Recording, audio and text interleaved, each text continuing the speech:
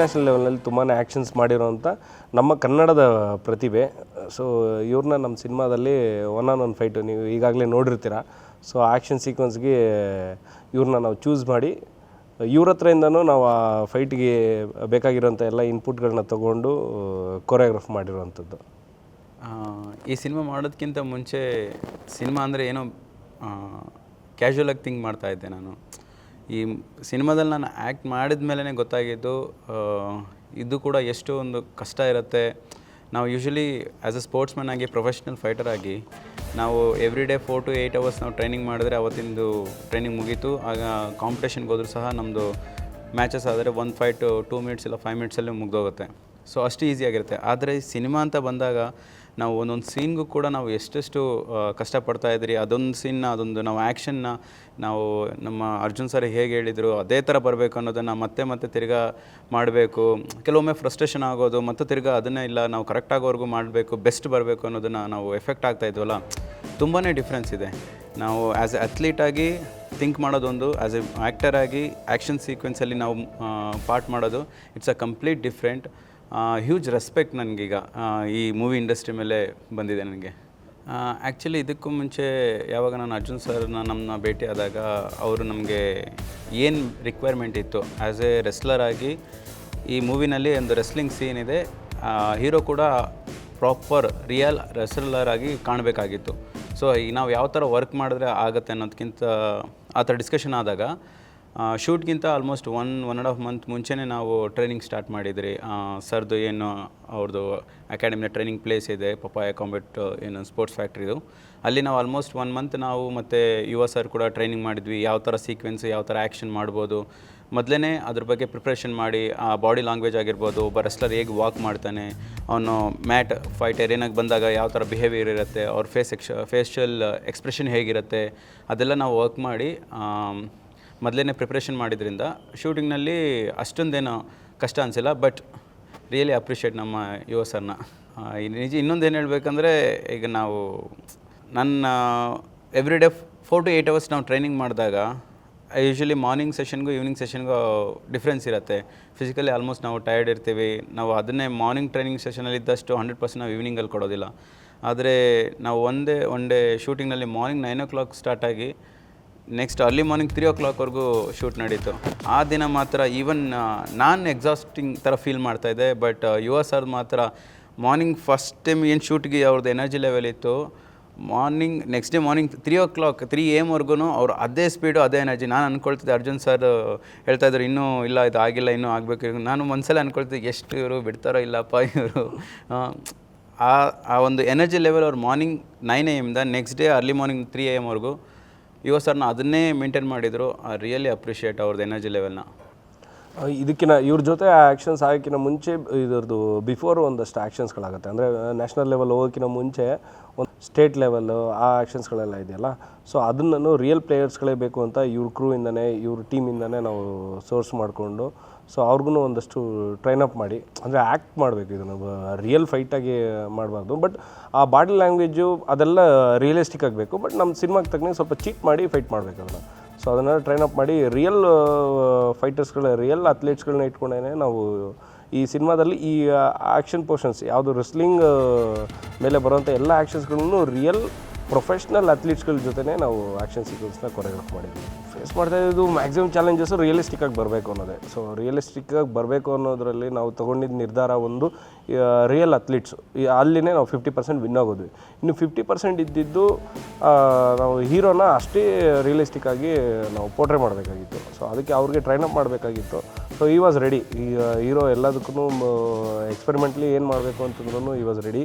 So ಅದಕ್ಕೆ ಅವ್ರಿಗೂ real athletes ಜೊತೆನೇ ನಾವು ಟ್ರೈನಪ್ ಮಾಡಿಸ್ತಾ ಇದ್ವಿ. ಇವ್ರ ಬಿಹೇವಿಯರ್ಸ್ನ ಜಾಸ್ತಿ ನಾವು ಫೋಕಸ್ ಮಾಡಿಸ್ತಾ ಇದ್ವಿ. ಮತ್ತು ಇವ್ರನ್ನ ಫೈಟ್ ಮಾಡಿಸ್ತಾ ಇದ್ವಿ. ಅಥ್ಲೀಟ್ಸ್ಗಳನ್ನ ಕರೆದು ನೀವು ಫೈಟ್ ಮಾಡಿ, ನಾವು ಜಸ್ಟು ಕೂತ್ಕೊಂಡು ನೋಡ್ತೀವಿ ಅಂತ ಹೇಳ್ತಾ ಇದ್ವಿ.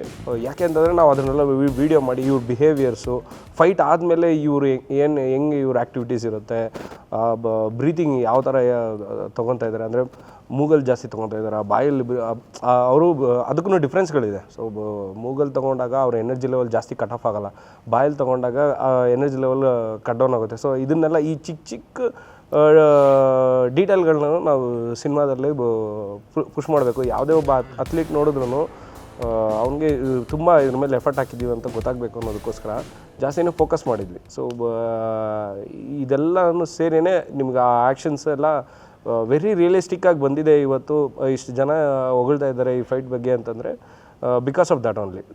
ನಮ್ಮ R&D ಅಷ್ಟಿತ್ತು. ಹೀರೋನು ನಾವು ಹೇಳಿದೆ ಚಿಕ್ಕದು, ವೆರಿ ಮೈನ್ಯೂಟ್.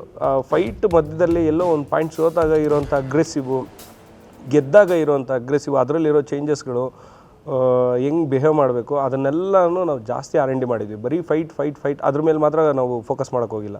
ಈ ಬಿಹೇವಿಯರು, ಬಾಡಿ ಲ್ಯಾಂಗ್ವೇಜ್ ಮೇಲೆ ಜಾಸ್ತಿನೇ ಫೋಕಸ್ ಮಾಡಿದ್ವಿ. ರಿಯಲ್ ಅಥ್ಲೀಟ್ಸ್ಗಳನ್ನ ಇವ್ರನ್ನ ಇಟ್ಟು ಇವ್ರು ಫೈಟ್ ಮಾಡೋದಾಗಲಿ, ಮತ್ತು ನ್ಯಾಷನಲ್ ಲೆವೆಲ್ ಈ ಮ್ಯಾಚಸ್ಗಳನ್ನೆಲ್ಲ ನಾವು ನಾರ್ತ್ಗೆ ಹೋಗಿ ಮ್ಯಾಚ್ಗಳನ್ನೆಲ್ಲ ನೋಡಿ ಅಲ್ಲಿಂದ ಸ್ವಲ್ಪ ಒಂದಷ್ಟು R&D ಮಾಡಿ ಬರ್ತಾಯಿದ್ವಿ ನಾವು. ಕಿಶೋರ್ ಸರ್ ವಿಷಯ ಬಂದಾಗ, ಕಿಶೋರ್ ಸರು ಯುವ ಅವ್ರಿಗೆ ಕೋಚಾಗಿ ಬರ್ತಾರೆ. ಸೊ ಅವರ ಮೇಲೂ ಜಾಸ್ತಿ ನಾವು ಡೀಟೇಲಿಂಗ್ ತೊಗೊಳೋದ್ರ ಬಗ್ಗೆ ಫೋಕಸ್ ಮಾಡಿದ್ವಿ.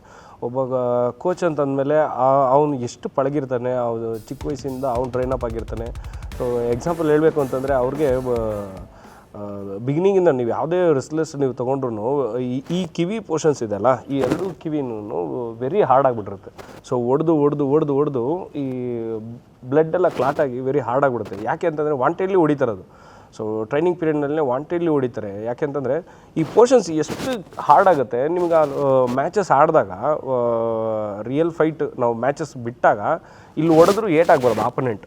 ಸೊ ಅದು ಇಲ್ಲಿಗಲ್ ಮೂವ್ ಆಗಿದ್ರು ಗೊತ್ತಾಗ್ದಿರ ಅಲ್ಲಿ ಹೊಡಿತಾರೆ. ಸೊ ಇಲ್ಲಿ ಹೊಡೆದಾಗ ಅವನು ಬ್ಲಾಕ್ಔಟ್ ಆಗದಿರ ಇರಲಿ ಅನ್ನೋದಕ್ಕೋಸ್ಕರ ಈ ಜಾಗ ಎಲ್ಲ ಫುಲ್ ಹಾರ್ಡ್ ಮಾಡಿಬಿಡ್ತಾರೆ. ಹೊಡೆದು ಫ್ರಮ್ ಏಜಸ್, ಚಿಕ್ಕ ವಯಸ್ಸಿಂದನೇ ಅದನ್ನು ಮಾಡಿಕ್ಕಿರ್ತಾರೆ. ಸೊ ಆ ಥರ ವಿಷಯಗಳನ್ನೆಲ್ಲ ಕಿಶೋರ್ ಸರ್ಗೆ ಆ ಚಿಕ್ಕ ಡೀಟೇಲ್ಗಳನ್ನ ನಾವು ಫೋಕಸ್ ಮಾಡಿದ್ವಿ. ಒಬ್ಬ ಕೋಚ್ ಬಿಹೇವಿಯರ್ ಏನು ಅನ್ನೋದನ್ನು ನಾವು ಕಿಶೋರ್ ಸರ್ ಅವ್ರ ಎಕ್ಸ್ಪೀರಿಯನ್ಸ್ಗೆ ಇದಕ್ಕಿಂತ ಮುಂಚೆ ತುಂಬಾ ಕೋಚಾಗಿ ಅವ್ರು ವರ್ಕ್ ಮಾಡಿದ್ರು. ನಾವು ರಿಯಲ್ ಅಥ್ಲೀಟ್ಗಳ ಜೊತೆ ಅವ್ರಿಗೆ ಒಂದಷ್ಟು ಡಿಸ್ಕಷನ್ಸ್ ಮಾಡಿಸಿ ಮಾತಾಡಿಸಿ, ಸೊ ಅವ್ರ ಹತ್ರನೂ ಒಂದಷ್ಟು ಇನ್ಪುಟ್ಗಳೆಲ್ಲ ತೊಗೊಂಡು ಕಿಶೋರ್ ಸರು ತುಂಬ ರಿಯಲಿಸ್ಟಿಕ್ಕಾಗಿ ಅದನ್ನು ಫುಲ್ ಆಫ್ ಮಾಡಿದ್ದಾರೆ. ನಮ್ಮ ಈ ಕ್ಲೈಮ್ಯಾಕ್ಸ್ ಆ್ಯಕ್ಷನ್ ಸೀಕ್ವೆನ್ಸಲ್ಲಿ ನಿಮ್ಗೆ ಎಲ್ಲರಿಗೂ ಗೊತ್ತಿದೆ, ತುಂಬ ಕಡೆ ಇವಾಗ ಡಿಸ್ಕಷನ್ಸ್ ಆಗ್ತಾ ಇರೋದು. ಒಂದು ಸಿಂಗಲ್ ಶಾಟ್ ಯೂಸ್ ಮಾಡಿದ್ದೀವಿ.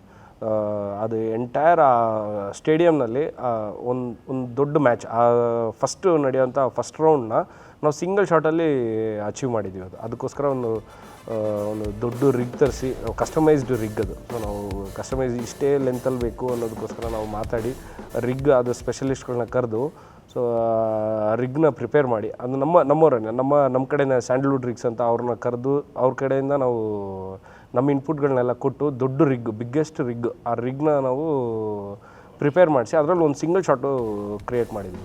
ಸೊ ಟೆಕ್ನಿಕಲಿ ಅದಂತೂ ಇವಾಗ ನಮಗೆ ತುಂಬ ಹೆಸರು ಮಾಡಿಕೊಡ್ತಾರೆ ಅಂತ ಈ ಫೈಟಲ್ಲಿ ಅದು ನಮ್ಗೆ ತುಂಬಾ ಪ್ಲಸ್ ಆಯಿತು. ಮತ್ತು ಅವ್ರಿಗೆ ಟ್ರೈನಪ್ ಆಗಿರೋದು ನಮಗೆ ಆಲ್ರೆಡಿ ಇವರೆಲ್ಲ ಇಬ್ಬರೂ ಟ್ರೈನಪ್ ಆಗಿದ್ರು.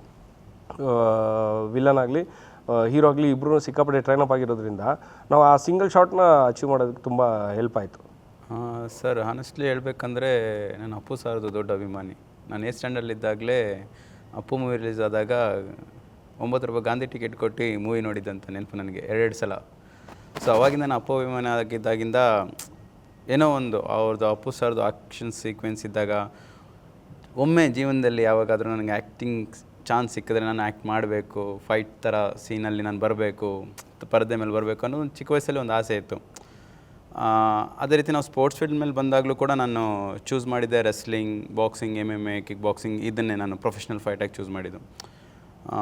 ಹೀಗೆ ರಘು ಹೊಂಡದ್ಕೆರೆ ಅಂತ ಹೇಳ್ಬಿಟ್ಟು ಅವರು ಪ್ರೊಫೆಷ್ನಲ್ ಪವರ್ ಲಿಫ್ಟರ್, ಅವ್ರ ಕಡೆಯಿಂದ ನನಗೆ ಅರ್ಜುನ್ ಸರ್ ಮೀಟಾಗಿ ಈ ಮೂವಿನಲ್ಲಿ ಒಂದು ಅವಕಾಶ ಸಿಕ್ತು. ಸಂತೋಷ್ ಸರ್ನ ಭೇಟಿ ಮಾಡಿದ್ರಿ, ಅವರು ಓಕೆ ಅಂದರು. I am really thankful to entire team. Arjun ಸರ್ಗಿರ್ಬೋದು, ರಘು ಹೊಂಡದ್ಕೆರೆ ಅವರಿಗಿರ್ಬೋದು, ನಮ್ಮ ಸಂತೋಷ್ ಸರ್ಗಿರ್ಬೋದು. ಈ ಮೂವಿನಲ್ಲಿ ನನಗೆ ಚಾನ್ಸ್ ಕೊಟ್ಟಿದ್ದಾರೆ. One of the luckiest person ಅಂತಲೇ ನಾನು ಹೇಳಬೇಕು. ಯಾಕಂದರೆ ನಾನು ಬಿಗ್ಗೆಸ್ಟ್ ಅಭಿಮಾನಿ ಅಪ್ಪು ಸರ್ದಾಗಿ.